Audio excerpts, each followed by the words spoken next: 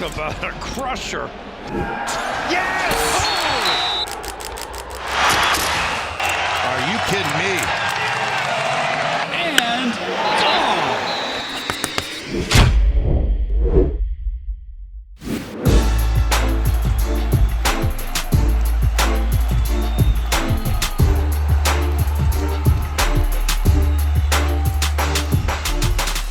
Welcome back to the Schoolyard Sports Podcast. I'm the host of this podcast, Landon Frank, and we're kicking off Season 4 of Schoolyard Sports today with episode 143. Season 1 in 2020, Season 2, 2021, Season 3, 2022, and now Season 4, tail end of 2023. Let's hop into it. Great episode. NFL trade deadline was today. World Series going on.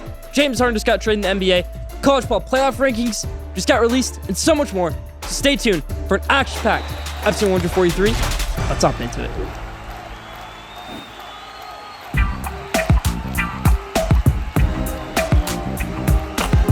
Let's start off episode 143, how we always do, the headlines in the NBA. First thing to go over in the NBA right now, James Harden gets traded from the Philadelphia 76ers over to the Los Angeles Clippers. That's exactly what James Harden wanted. He wanted to trade to the Clippers, didn't want to be a part of that Sixers organization anymore, and he's done with that. But what I find interesting is how they got fleeced. They got role players. They got Robert Covington, Nicholas Batum, a few other guys, and then a first-round pick. For James Harden, this world-renowned superstar. Now, it's great for the Clippers. For the Sixers side of things, I don't get it. And you're also giving up PJ Tucker in that deal. Yes, you're getting rid of James Harden, but you couldn't have got a better deal than that. You really couldn't have. I highly doubt that. I don't like this trade at all for the 76ers. I think it's great for Harden and the Clippers. Not so great for the rest of the league. We're going to talk about that later on in the episode. How much power these players have in trades. Not just in the NBA. NFL too. Chase Young gets traded today in the NFL. Montez Sweat gets traded today in the NFL. Talk about that in the NFL headlines. But James Harden, absolute steal going over to the Los Angeles Clippers. Cam Thomas has been on a tear so far for the Brooklyn Nets. This is a guy last season when KD and Kyrie got traded, he went off for about 5 games. Now it's about only 5 games right now, but he's still on a tear. Doesn't like to pass the ball much, but he's averaging over 25 points per game. He's on a tear. Cam Thomas, that's what we like to see. Rising superstar up in Brooklyn. Maybe he can beat an all-star this season. A guy who isn't looking like a rising star, in my opinion, is Scoot Henderson of the Portland Trailblazers. Trailblazers took this guy number 2 overall with a lot of faith in him. They said, Damian Lillard, moving out of that era, we're moving to the Scoot Henderson era. Damian Lillard was amazing as a rookie. Scoot Henderson, now it's only the first 5 games. Not so great. 11 points per game, I think. Maybe even a little lower than that. Hasn't been great so far. Very inefficient shooting the ball. Scoot Henderson, not so great. But Victor Wembanyama, the guy who went one pick before him, he's been on an absolute tear. Victor Wembanyama, first game of his NBA career, didn't go so great. Got bullied a little bit by Dallas Mavericks. Then his second game of his NBA career goes off against the Houston Rockets. He's been great ever since then. Greg Popovich and Victor Wembanyama seem to be working perfectly with that offense going together. Spurs, team to watch out for this season. The Bucks, Damian Lillard, Giannis Antetokounmpo, saw a little glimpse of them on opening night, what Damian Lillard can do against a great team like the Philadelphia 76ers. Giannis Antetokounmpo played great in that one, so we like to see Bucks. Can they be title contenders this season? Nikola Jokic, his Nuggets have been on a tear. They beat the Lakers on opening night. Nikola Jokic, another interesting fact right here. 107 career triple-doubles now. The same amount as LeBron James in his career. He's officially reached greatness. Won the championship last year. He has greatness now. 107 triple-doubles. That's more than MJ. That's more than Jason Kidd. That's more than LeBron James. So you like to see Nikola Jokic, 107 triple-doubles. Same as LeBron, like I said. Let's move to the NFL. We action-packed week number 8. Buffalo Bills, they took down Tampa Bay Buccaneers on Thursday Night Football. What a win that was for them. But things got a little bit shaky. I picked the Buccaneers. Great Hail Mary attempt by Baker Mayfield. At the end of that game, Chris Godwin could have very easily caught that. Very easily some passing interferences on that play. They're not going to call it because then the ball gets moved to the 1-yard line. They don't want to fear that. They don't want that happening. The game gets altered by that. But Bills almost lost that game. Still, they've improved to 5-3 on the season. The Cowboys, they destroyed the Los Angeles Rams on Sunday. And caused surprise to me because this Rams offense, Matthew Stafford, Puka Nacua, Cooper Kupp, decent running game, Sean McVay. Let's see what they can do. They didn't do anything. That defense struggled. Aaron Donald, the leader of that defense, didn't do much. They're missing those big pieces from last season. Hence, Jalen Ramsey from that Super Bowl run. What a great game he had his first week with the Miami Dolphins. He had a pick. He had a forced fumble. No catches. Dolphins, team to look out for right there. But Jalen Ramsey, That's kind of what the Rams are missing right there. Cowboys, great win over them. Vikings, they took a win over the Green Bay Packers, but with a massive cost to it. Kirk Cousins, Pro Bowl quarterback, out for the season, torn Achilles, might have just played his last snap with the Minnesota Vikings as his contract is up after the season. Yes, they traded for Josh Dobbs today, but looks like they're going to go with Jaron Hall, rookie quarterback, to start out their next 2 games over Josh Dobbs with Kirk Cousins being injured for the rest of the season. How can the Vikings fare in those next few games? Leave your thoughts in the comments. This might be a new direction for the Vikings. Can they trade up in the draft, get a quarterback like a Caleb Williams, like a J.J. McCarthy, like a Michael Penix, like a Drake May? Let's see what they do this offseason. Minnesota Vikings. Tennessee Titans, they decided to go with Will Levis over Malik Willis when Ryan Tannehill got hurt, and boy, did it pay off. What a game that was for Will Levis. Helped Matt me in fantasy. I have DeAndre Hopkins on my team in fantasy. What a game that was for him. 30 points, only 3 touchdowns all season for DeAndre Hopkins. Came at the perfect time with Will Levis as a starting quarterback. They're going to start Levis again on Thursday Night Football as it looks like Ryan Tannehill is going to still be injured. Even after that, is Will Levis that guy? This Tennessee Titans team, only 2 wins in the season going into that game. Now 3. Will Levis reached Ryan Tannehill's passing touchdown amount in the season in the first half of that game. He's a gunslinger. Looks great. Looks like a young Matthew Stafford. Looks like a young NFL great quarterback. That's what we want to see at Will Levis. What a great game that was for him right there in the Tennessee Titans. Dolphins, just talk about them. They won 31-17 over New England Patriots. John Ramsey, big in that one. Jets won the absolute slugfest, worst game of the season, worst game of the decade this week over the New York Giants. They were very close to losing a game against a team that had -9 passing yards, the worst in NFL history. Giants defense, but also the Jets defense.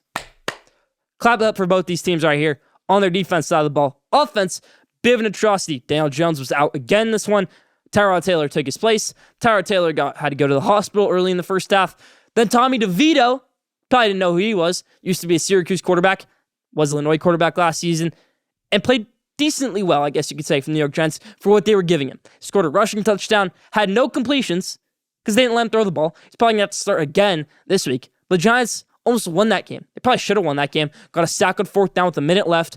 All they had to do was run the ball, get a first down, and they got to 4th and 1. Decided not to go for it. Missed a field goal.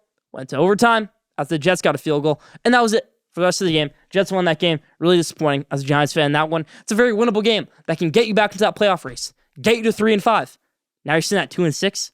Different story, in my opinion. Jaguars, they got a close win with Pittsburgh Steelers. Big questionable calls in there, but Matt Canada, still the worst offense coordinator in the NFL. Panthers took down the Texans on Sunday. It's a big game for both teams, in my opinion, because Bryce Young, number 1 overall pick, doesn't have a win yet. He's 0-6. Guy went number 2. CJ Stroud, well, he's on a tear. They have a winning record. Defense is playing well. Offense is playing well. Everyone's saying, why didn't Carolina draft this guy? This guy looks like an all-pro. This guy looks like he can be a Hall of Famer, not Bryce Young. Bryce Young kind of shut them all up. Won that game on Sunday over CJ Stroud. That's what I like to see of a young first overall pick in Bryce Young. Seahawks, 5-2 on the season. What a win that was for them in the closing seconds versus the Cleveland Browns. I can't really see either of those teams being 5-2, but the winner of that game was going to be 5-2. Kind of surprising me, in my opinion. They were both in that situation. Seahawks, 5-2. Jack Smith-Njigba gets trusted by his quarterback. Geno Smith gets that bubble screen touchdown. What a win that is for them. Denver Broncos, some things are starting to go on right now. They have some mojo now. What a win that was for you over the Kansas City Chiefs. First win of the Chiefs since 2015. What a win that is. That's what we like to see. They've played them 2 times every season since 2015, and they have never won a game. Now they won a game, the first time outside of the Peyton Manning era against Kansas City Chiefs. Kind of interesting right there. Broncos, win for you right there. Patrick Mahomes may have had the flu, could still play well, didn't play well in that one. Broncos, got to win. Ravens, they got a win over the Arizona Cardinals. This team just keeps on improving week after week. Lamar Jackson looks like a Super Bowl winning quarterback, and his defense looks elite. That's what I like to see out of the Baltimore Ravens. Cincinnati Bengals, they got a great win over the San Francisco 49ers on Sunday. And that's a great one in my opinion because Bengals struggled really badly to start the season. You got some really bad losses. Had a really bad loss to the Tennessee Titans, 27-3. And now you look at this game, you're saying, Bengals won that game. They're 4-3 right now. That's not so bad.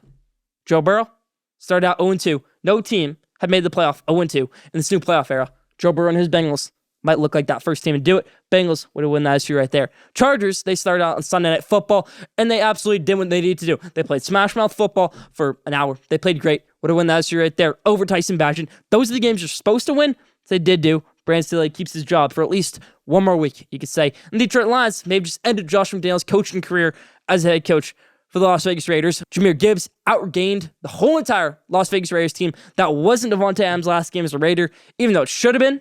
Well, they win that as right there. Detroit Lions, Jared Goff played well enough. Dan Campbell gets his guys going. Get another one for them in the MLB. Got the World Series going on right now. 2-1 Rangers at the time of this recording. Series might be over. World Series might be over after this episode gets released. But Rangers, my early playoff prediction from the beginning of the playoffs, looking like it can still beat them. Adolis Garcia, the hero from that game 1, off the playoff roster now due to injury. Same with Max Scherzer. It's a big blow for you right there. Arguably your best hitter and pitcher, both off the roster right now. It's not even the Scherzer part that's big, because Scherzer probably wasn't going to start another game in this World Series. It's the Adolis Garcia part of things. That's a guy in your lap every game who's been crushing the ball for you, and now he's not going to play. He has the most RBIs ever in MLB postseason, not even halfway through a World Series, and now he's off the roster. That's not what you like to see. That's injury. That's sports. But you don't really see that in the World Series. That's what's tough about it all. Adolis Garcia out for the rest of the World Series. Let's finish things up in the headlines right here with some soccer. The Ballon d'Or, MVP of European football, you could call it, Lionel Messi gets it for the 8th time in his career. And a Premier League player still hasn't gotten it in over 10 years. Probably should have gone to Erling Haaland, who was a rookie in the Premier League last season, had the most goals ever in a European League season. Still didn't win it over Lionel Messi. Attribute that to the World Cup. Last thing in soccer right here, we had El Clasico, Barcelona versus Real Madrid on Sunday. Big for La Liga, their Spanish league. Jude Bellingham looking like a rising star in the soccer game. Had a great comeback for them. Had both goals for Real Madrid to seal that win. That's about for the headlines. Leave your thoughts in the comments.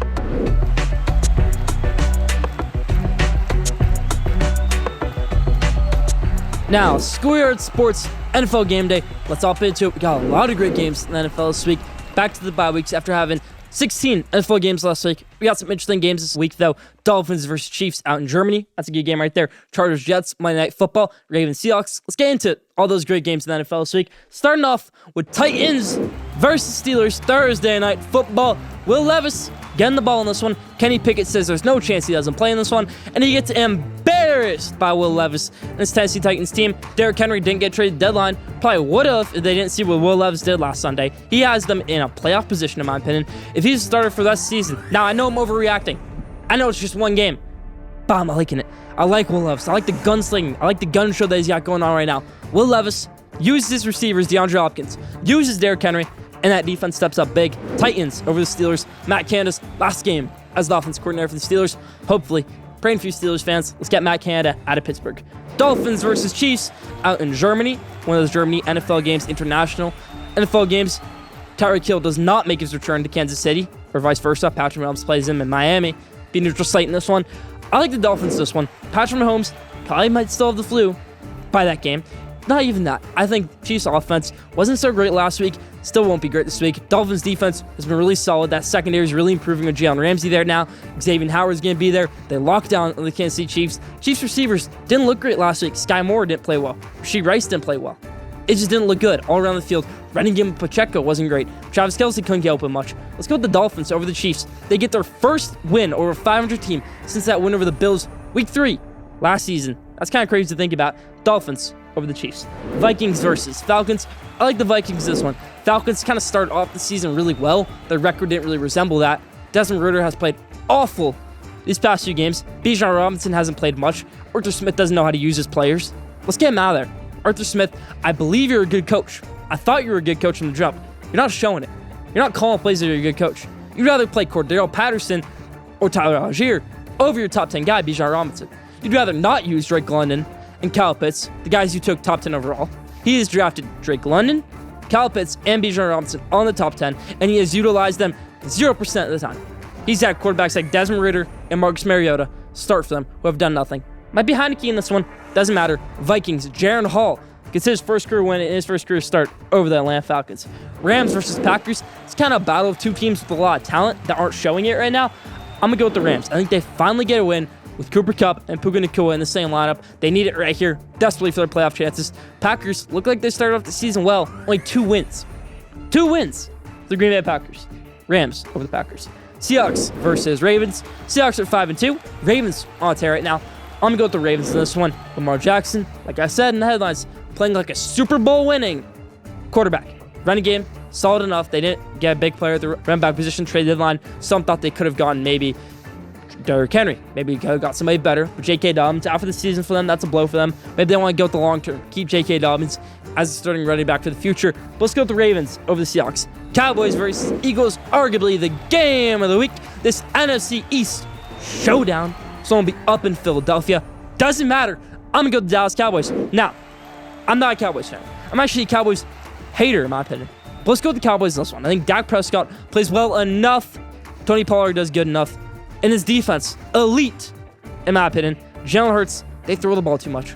That's what I'm going to say right there. They throw the ball way too much. That's why Kenneth Gainwell at halftime replying to tweets saying, I should get the ball more. That's a lapse in judgment by him to reply to a tweet at halftime. But it's true. You have such a good offensive line, yet you're throwing the ball 50 times a game with Jalen Hurts. And that's why you're in a 7-point game shootout with Sam Howell for the second time in the past 4 weeks.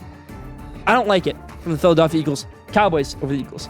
Bills versus Bengals. It's a game that we didn't get to see last year. Got cut short in the first quarter last year because of the unfortunate events with Damar Hamlin. But Bengals win right here. Bengals 4-3. They improved to 5-3. I think the Bills are frauds. I've been saying that from the jump. I like this Bengals team, especially after what I saw last week. Joe Mixon run the ball well. Joe Burrow finds the receivers at an amazing rate. Let's go with the Bengals over the Bills in this one.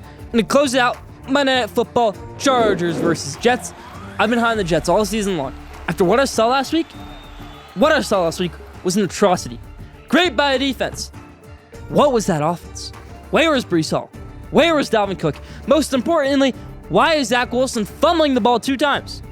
Why is he still having these turnovers? Why is he still playing like a rookie quarterback? I can do better than that. Let's go with the Chargers over the Jets. Chargers played great on defense last week. Justin Herbert played great. Chargers over the Jets. Brandon Staley keeps his job one more time. Let's go Chargers over the Jets. That's about the Schoolyard Sports NFL game this week.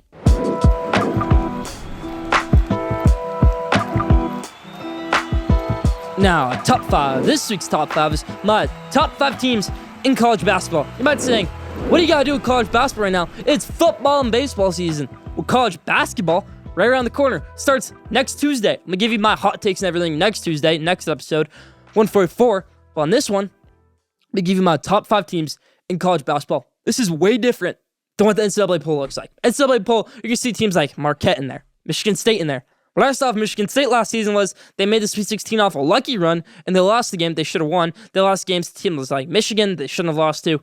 They're not top 5. Marquette's not top 5 because what I saw from them last year was a bad round 32 loss to Michigan State. Marquette might return one player, Tyler Kolek, but what I just saw from them was in a secret scrimmage. They lost to Michigan, my Wolverines, one of the worst teams in the Big Ten.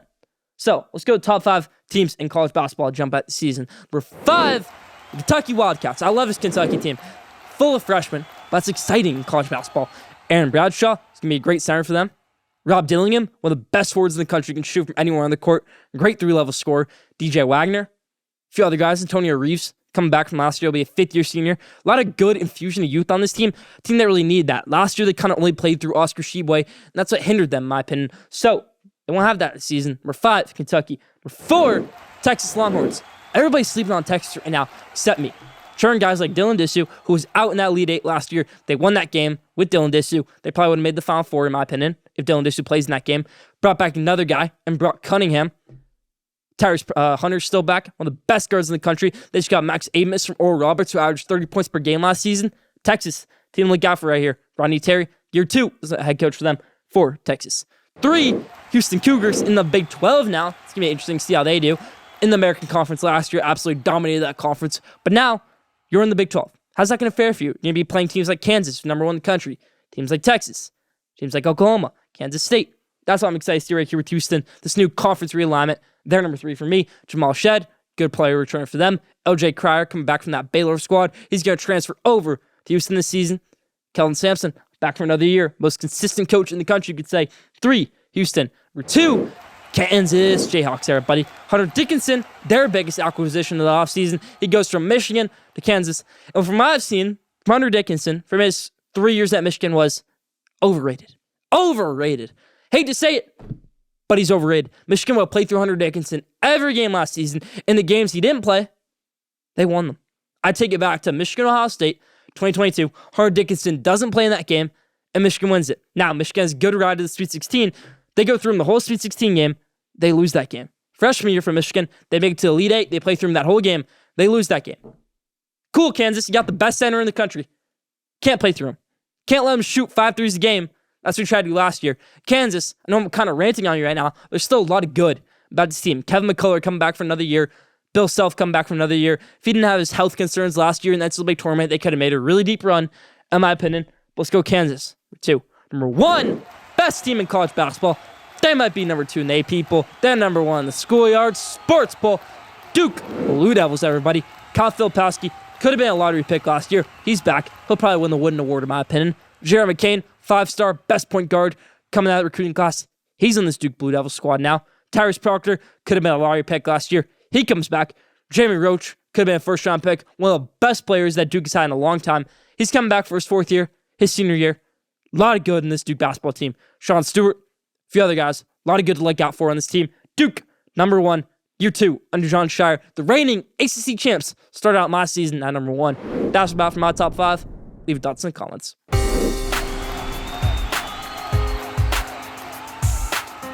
Now, did you know, this 16, no, it's a good one. Did you know the first ever college ball playoff rankings that everyone likes to freak out over, me, I like to freak out over these, they have my Michigan Wolverines at number 3. That's blasphemous. They have the Ohio State Buckeyes number 1. That's ridiculous. But, has happened before. The first ever college ball playoff rankings show, 2014, this week, 2014, they had the Mississippi State Bulldogs at number 1 under Dan Mullen. That was kind of ridiculous at the time. Everyone's saying, whoa, Mississippi State at number 1? Over LSU, over Ohio State, over Alabama, over all these teams. Mississippi State's number 1 for you? Well, worked out for Mississippi State. Got number 1. Hasn't really gotten any massive attention since then. They wanted to have a really bad season after that. Didn't make it to New Year's Six Bowl. Made it to like the Music City Bowl. And nobody's heard from Mississippi State football program being a top tier, top 5, top number 1. Again, didn't know that? Leave down in the comments. Just didn't know this week.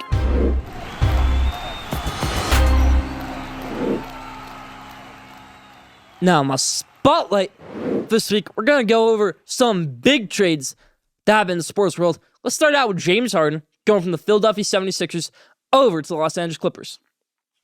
It's a prime example of a player having way too much power. Let me explain. James Harden has way too much power in a situation. He said, I don't like Daryl Morey. I don't like Nick Nurse. I don't like the Sixers. I'm not going to play for them. Let me go over to the Los Angeles Clippers. What the Sixers did was they said, okay, we'll get Robert Covington, Nicholas Batum, a first-round pick, and we'll also give you PJ Tucker. What? That makes no sense to me. No sense. You can't trade him to a random team. Trade him to the New Orleans Pelicans. What if you get a good player out of it? What if you get Kyra Lewis Jr., former top 10 pick? What if you get another first-round pick? You'd rather get all those role players for James Harden. James Harden. Doesn't make sense to me. Now in the NFL, some more mind-boggling deals from one team, Washington Commanders. They have a great defensive line. They have Chase Young. They have Montez Sweat. They have Jonathan Allen. And they have Deron Payne. All those guys are Pro Bowlers. All those guys are all pros. All those guys are amazing. They have no wins. No big wins, you could say. They have no manageable big wins over the past 2 seasons that make us say, this team looks like they have all these guys and they can use it in a big way. They don't have a playoff win. They don't have anything else to show for it. They lost the playoff game to Tampa Bay Buccaneers when they had a very bad year that year. I think they only won 7 games. Like I said, great defensive line, nothing to show for it in wins. So they traded Montez Sweat today. They got a second-round pick for him. Okay, manageable. Second-round pick for a guy, Montez Sweat, 6 sacks in the season. I get it. Now, Chase Young. Mike Tomlin said something a few years ago when they were playing the Washington Commanders. He said, Chase Young went up to him, he said, you're a guy that you gotta lose 15, 16 games for to get. So the Commanders did that year, and they got number 2 overall pick. And they selected Chase Young with that number 2 overall pick. And he had a great rookie year. Then he got injuries. He tore his ACL, and he's been a bit lackluster since then. But what makes you think he can't rebound from that? What makes you think that is worth a 3rd-round pick? I'm going to get angry about this. Chase Young, like he said, a guy you lose 15, 16 games for, you get him for a 3rd-round pick. 3rd-round pick to the best team on the defense side of the football, San Francisco 49ers. You're going to have Nick Bosa on one end, Chase Young on one end. What makes an NFL quarterback see that and say, we're going to win that game? We're not going to take sacks that game. What doesn't scare an offensive line when they see that? Washington Commanders, that's a team you're going to have to go up against in the NFC if you want to be contenders. Nick Bosa's not retiring anytime soon. Neither is Chase Young. You couldn't get a 1st-round pick. I think you could have gone 2 or 3 1st-round picks for Chase Young. The Panthers, they always stand their ground with Brian Burns. Guy like Brian Burns, they say, we don't even want 2 1st-round picks for this guy. Chase Young, they say, 3rd-round pick, we're good. I don't get it. Make it make sense. That's my trade spotlight for this week. Maybe players have too much power. Player spotlight for this week.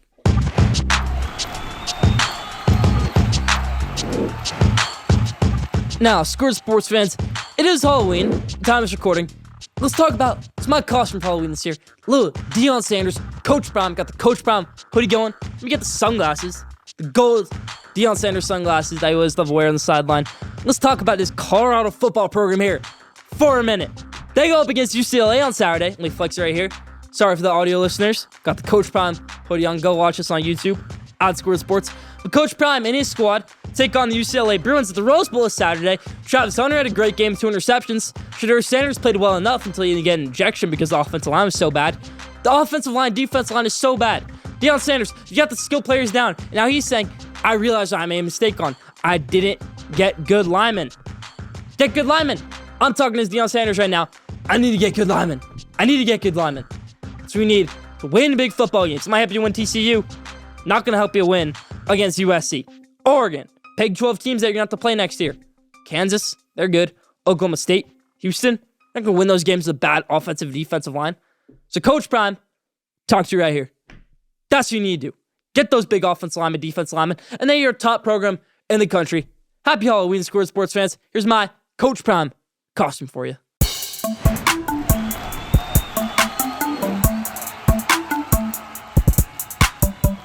Now, what a week of college football we had, everybody. Let's start out with the college football playoff rankings being dropped on Tuesday night, where they had the Ohio State Buckeyes number 1 and my Michigan Wolverines on number 3. I've got a bone to pick with right there. College football playoff committee having the Bulldogs number 2 behind the Ohio State Buckeyes. Don't agree with that. And you get my top 25, my Schoolyard Sports accurate college ball playoff rankings in a minute. And then after that, we're going to do my hot takes of the week. But what a week we had in college football. Like I said, Kansas upsets Oklahoma. A few other good games. We may have seen Connor Stallion, some more things than him. Maybe he was on the sideline. That Central Michigan State game. That whole thing goes deep as it can go. But let's get my top 25 for this week. 25, James Madison Dukes. Great team, James Madison Dukes. They were a powerhouse in the FCS. Now they're looking like a powerhouse to be in the FBS. What a great game they had last week. Now they're number 25 in the country. For me, higher in the college ball playoff rankings. And the sad part is, they can't be eligible for a bowl game. Can't even be eligible for a bowl game because you have to wait 5 years. It's called the transition period. To not make you feel uncomfortable, to not make you feel pressured to win, to where you have to wait 5 years to make the NCAA tournament in basketball and make a bowl game in football. Mind-boggling. We see it in basketball where a team that made the transition, they win their conference tournament, they can't make it to the NCAA tournament. And now in college football, a team that just switched from FCS to FBS can't make a bowl game. Make it make sense. 25, James Madison. 24, Kansas Jayhawks. Like I said, big win over Oklahoma on Saturday. 23, Oklahoma State. They've got a big game against Oklahoma this Saturday. They beat Kansas, hence 23 over 24. 22, Utah. Bad loss to Oregon on Saturday. Kind of ending their whole Pac-12 championship hopes, in my opinion. Bryson Barnes didn't play great in that one. Missing the guy like Cam Rising. Kyle Wingham didn't play great in that one. Didn't coach great in that one. But also, Bo Nix has this Oregon Ducks team looking like one of the best teams in the country. If they don't lose that game in Washington, which is a game I think they win 9 times out of 10, neutral site, away game, home game, whatever it might be, they win that game 9 times out of 10. Bo Nix and this team is a top 3 team in the country right now. That's what Oregon would have been, should have been. Utah, number 22. 21, UCLA, they got the win over Colorado. Made the switch from Dante Moore to Ethan Garbers, and it's going pretty well right now. 21, UCLA. 20, USC. Their showdown with Washington this week. You're going to have to wait to see my pick on that in the hot takes. 19, Fresno State, one of the best group of 5 teams, sitting at 6-1 right now. 19, Fresno State. 18, Oregon State. You ran number 12 last week. Then you lose to Arizona.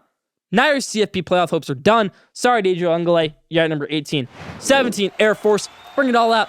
Air Force Academy, undefeated right now. Service Academy, Air Force, undefeated. They're high on my rankings. Number 17, a team you would never want to face in a bowl game, playoff game, whatever it might be. 17, Air Force. 16, Tulane. Tulane only one loss this season to Ole Miss. Close game right there. So 16, Tulane. 15, LSU. Big showdown with Alabama this weekend. 14, Notre Dame. I like Notre Dame. I think Notre Dame plays like a top 5, top 10 team in college football. Their resume, their record just doesn't show it. Tough for them. They got a very convincing win over Pitt this weekend. I think they won 57-3.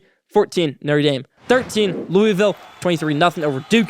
That's just big right there. That's big-time football. Still with one loss in the season, a game they shouldn't have lost to Pittsburgh. Win that game right there. You might be in this top 6 convo right now, but you didn't. 13, Louisville. 12, Oklahoma. taking a big dip in my rankings from 5 to 12 now because that lost to Kansas. Unacceptable, inexcusable. Big game over Oklahoma State this weekend. Let's see how that goes. 12, Oklahoma. 11, Missouri. Missouri moving up. They've got a showdown with Georgia this weekend. Shouldn't that be exciting, everybody? On the road, Missouri, a team that went toe-to-toe with Georgia last year. They had a double-digit lead over them at halftime. Ended up losing that game. Now they're more experienced. I'm excited to see how that game goes on the road. See that in the hot takes. 10, Penn State. Shootout versus Indiana. What's going on right there? Why are you having a shootout against Indiana? A team Michigan destroyed it. A team Ohio State destroyed. I don't get it. Penn State, number 10. 9, Ole Miss. Ole Miss control their own destiny. That's all I'm going to say. One loss to Alabama. But you can still win out for the rest of the season. You still play good teams. You're still going to play Georgia next week. Win that game. You might be into the FC Championship game. You might be into the whole playoff when it's all said and done. 9, Ole Miss. 8, Oregon. Like I said, Oregon plays like they're a CFP team. Plays like a top 5 team. They just have that one loss. It'll all figure itself out in the next few weeks. 7, Alabama. Big game against LSU this week. This team's improving week after week. 6, Washington. What I've seen from Washington is nothing but atrocity since that Oregon game. Tight game against Arizona State when it shouldn't have been tight. Really should have lost that game, in my opinion. Then another close game this week. Not what we'd like to see. Washington, number 6. But 5, Texas Longhorns. One loss in the season, but Texas on a roll right now, even without Quinn Ewers. They're winning every game convincingly. Outside of that Oklahoma and Alabama game, they haven't given up 20 points in the game this season, and they won the Alabama game. So, Texas, number 5. 4, Ohio State Buckeyes. I don't care about your resume. I don't care about your 2 ranked wins. I don't care about your win over Notre Dame, and I don't give a damn about your win over Penn State. Michigan's going to play Penn State. Michigan's going to play Ohio State. Georgia's going to have ranked wins. They're going to play Missouri this week. They should beat Florida, who was ranked last week. Florida State has ranked wins over Duke, Clemson at the time. What does that mean to me, Ohio State? You almost lost that Notre Dame game. You should have lost that Notre Dame game. Penn State game, offense was terrible. Last week against Wisconsin, offense was really bad. Had to get bailed out. Travion Henderson had a 200-yard game.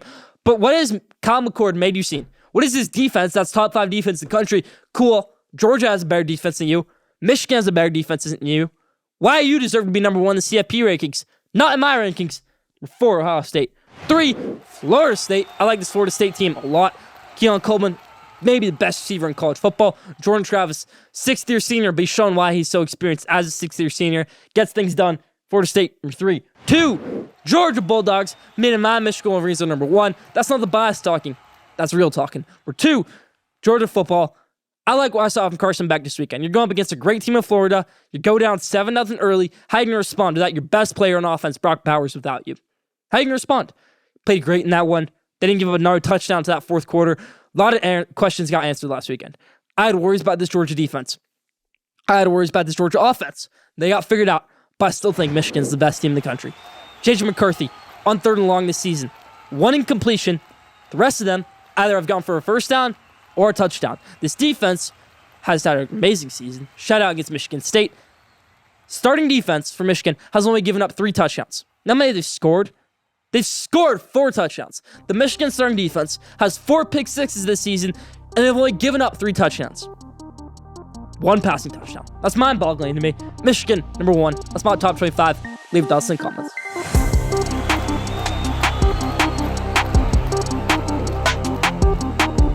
Now, my hot takes this week in college football.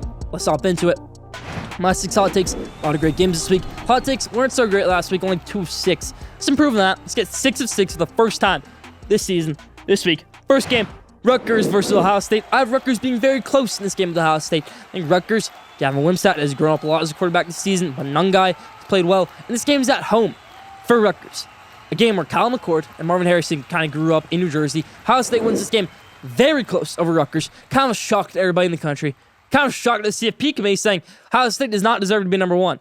Rutgers played pretty well with Michigan for about 3 quarters of that game, and then they struggled in the 4th quarter, losing that game. But Rutgers, I think they have some potential. 6-2 under Greg Schiano this season. Rutgers comes close with Ohio State at home. They don't win, but they come close. Next game, USC versus Washington. I have USC winning over Washington. Both these offenses are great, and both these defenses are terrible. USC won 50-49, and Washington scores a bunch of points always, and they always give up a bunch of points. So how's it going to work?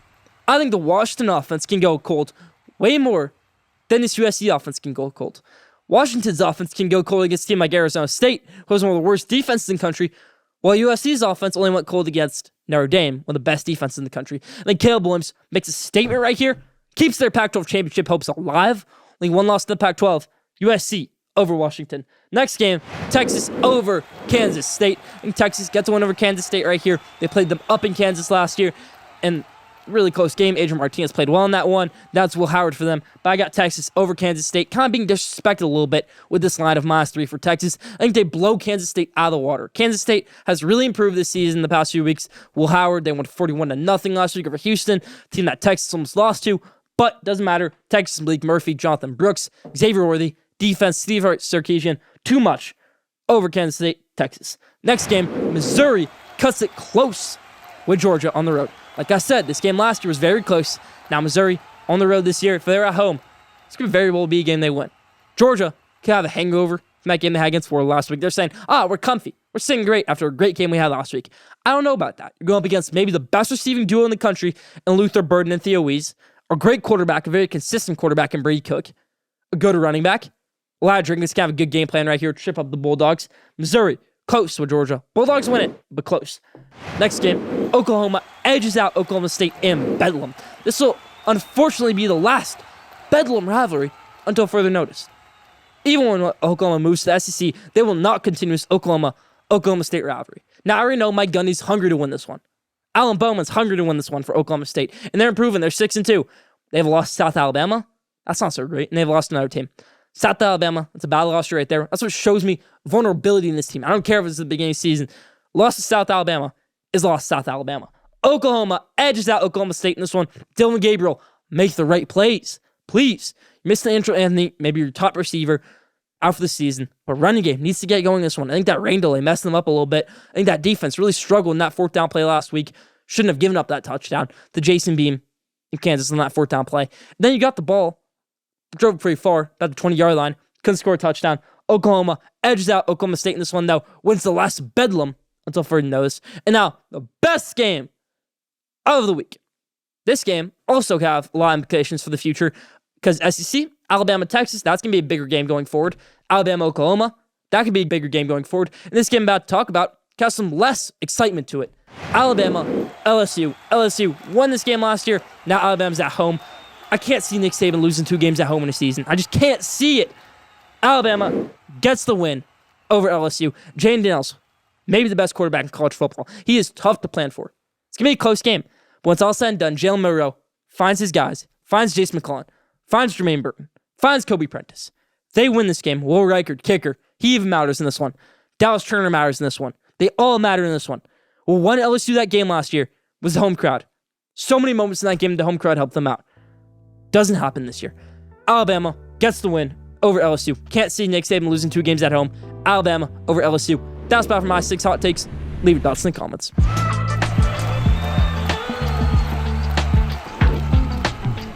Now, the best for last question of the day.